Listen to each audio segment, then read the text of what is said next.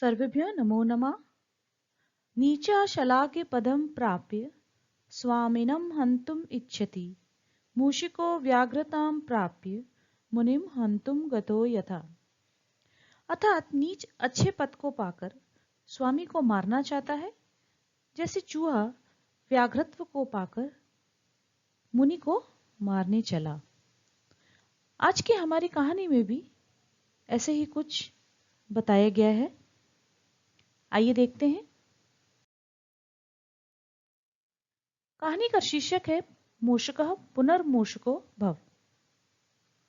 चूहे फिर से चूहा हो जाओ। एकस्मिन् वने एकः आश्रमः आसीत्। एक जंगल में एक आश्रम था। तत्र योग सिद्धि मुनि अवसत। वहां योगी यानी कि जिसने सिद्धि प्राप्त कर ली योग में, ऐसा मुनि रहता था। एकदा एका मूषका योग सिद्धे क्रोडम प्राविशत। एक बार एक चूहा योगी के गोद में प्रवेश कर गया या बैठ गया। सब बिडालेन भीता आसीत। वह बिल्ली से डरा हुआ था।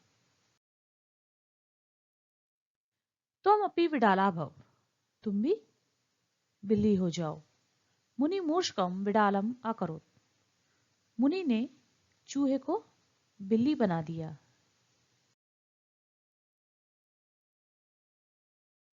त्राहि माम, हे मुने रक्ष माम। मेरी रक्षा करो, मेरी रक्षा करो, हे मुनि मेरी रक्षा करो। विडाला धावित्वा मुने समीपम आगच्छत।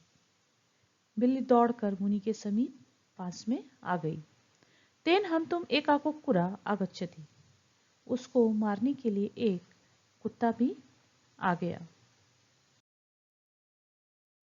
त्वम अपि कुक्कुरा भव। तुम भी कुत्ते बन जाओ। मुनि विडालम कुक्कुरे परिवर्तयत। मुनि ने बिल्ली को कुत्ते में परिवर्तित कर दिया। रक्ष माम, मेरी रक्षा करो, मेरी रक्षा करो। सिंहात भीता कुक्कुरा मुने समीपम आगच्छति। शेर से डरा हुआ कुत्ता मुनि के समीप में पास में आ गया। त्वम अपि सिंह भव। तुम भी शेर हो जाओ। मुनि कुक्कुरम सिंह परिवर्तित। मुनि ने कुत्ते को सिंह में, शेर में परिवर्तित कर दिया।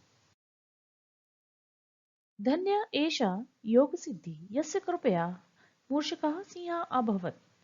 धन्य है यह योगी जिसकी कृपा से मूषक चूहा शेर हो गया।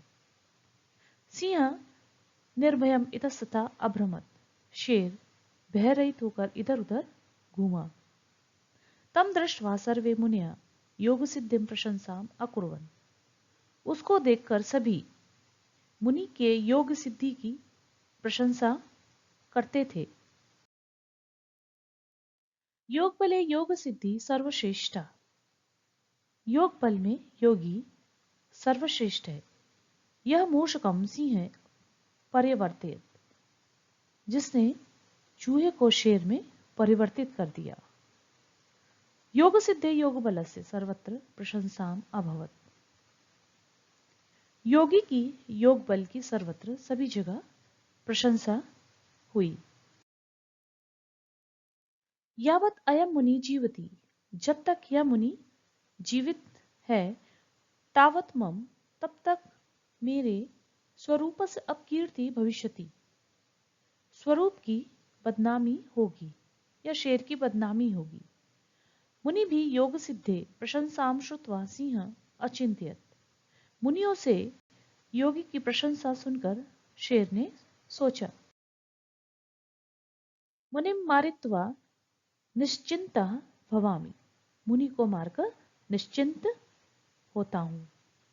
सिंह अचिंत्यत। शेर ने सोचा। मूढ़ त्वम कृतघ्नासि। हे मूर्ख, तुम उपकार नहीं मानने वाले हो। अतः तुम पुनः मूर्छका भव। इसलिए तुम फिर से चूहे बन जाओ। मुनि सिंह से दुर्भावम ज्ञात्वा अशपथ। मुनि ने शेर के बुरी भावना को जानकर श्राप दिया।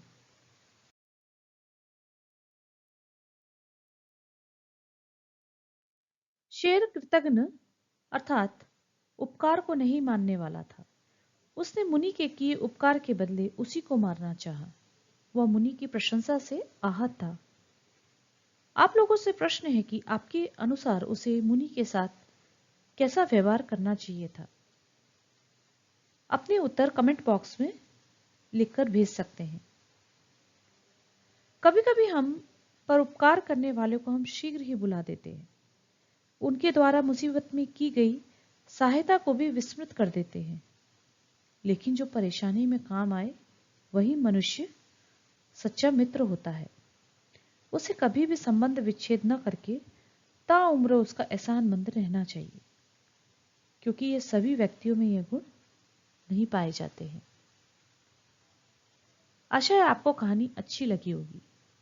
ऐसे ही और वीडियो को देखने के लिए लाइक करें, शेयर करें, सब्सक्राइब करें।